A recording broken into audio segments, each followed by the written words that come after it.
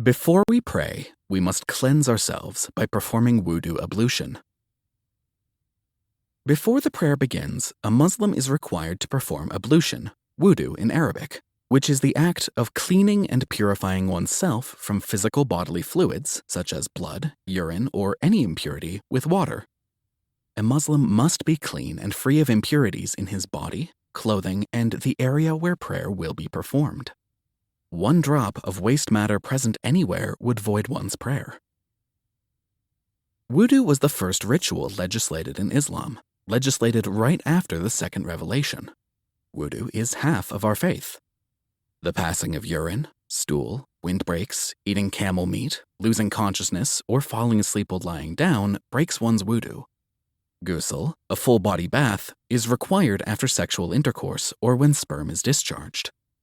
If one does not break his wudu and the following prayer comes in, they can pray with the same wudu ablution performed prior.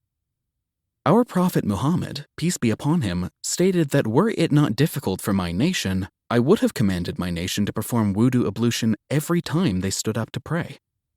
This is to show us the importance of and encourage us to perform a lot of wudu in our lives. On Judgment Day, those who performed a perfect wudu will be identifiable by the light shining from the areas they washed in wudu. Every time we make wudu, sins fall with the drops of water from our skin. So the repetition of wudu cleanses our sins, and we should get into the habit of performing ablution regularly. O believers, when you rise up for prayer, wash your faces and your hands up to the elbows. Wipe your heads and wash your feet to the ankles. And if you are in a state of full impurity, then take a full bath. But if you are ill, on a journey, or have relieved yourselves, or have been intimate with your wives and cannot find water, then purify yourselves with clean earth by wiping your faces and hands. It is not Allah's will to burden you, but to purify you and complete His favor upon you, so perhaps you will be grateful. Quran, chapter 5, verse 6.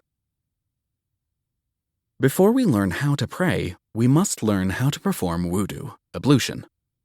Here are step-by-step instructions. Step 1 is the same for all good acts we do for Allah. You intend in your heart that you are performing this good deed for Allah alone, and then you say Bismillah, which means in the name of Allah. You start everything in the name of Allah.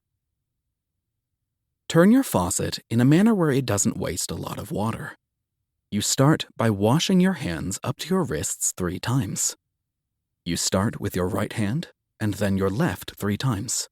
It's sunnah to wash between your fingers. Then you wash your mouth and nose with one hand full of water 3 times. You use your right hand to insert water into your nose and your left hand to remove the water from your nose. Then you wash your face from your hairline to your chin and from one ear to the other without washing your ear yet.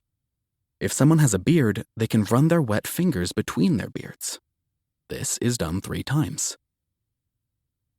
Then you wash your arms from the beginning of your hand into your elbow, starting with your right arm and then your left 3 times. You roll the water down from your hands into your elbows and then rub. Then you do the same for your left arm 3 times. Let the water flow down your hands, as sins will fall with the water. After that comes the wiping of your head with your wet hands, from the top of your hairline to the bottom of your hairline, back and forth only once. Then wash your ears by inserting your damp finger into your ears, cleaning the inside and outside of your ears once. Then comes the washing of your feet, starting with your right foot, from your toes to your ankles 3 times. Remember to wash between your toes and the bottom of your heels too. Then wash your left foot 3 times. When complete, it's a sunnah to say, أشهد أن لا إله إلا الله وحده لا شريك له وأشهد أن محمدا عبده ورسوله. I bear witness that there is no deity worthy of worship except Allah alone, who has no partner, and I bear witness that Muhammad is his servant and messenger.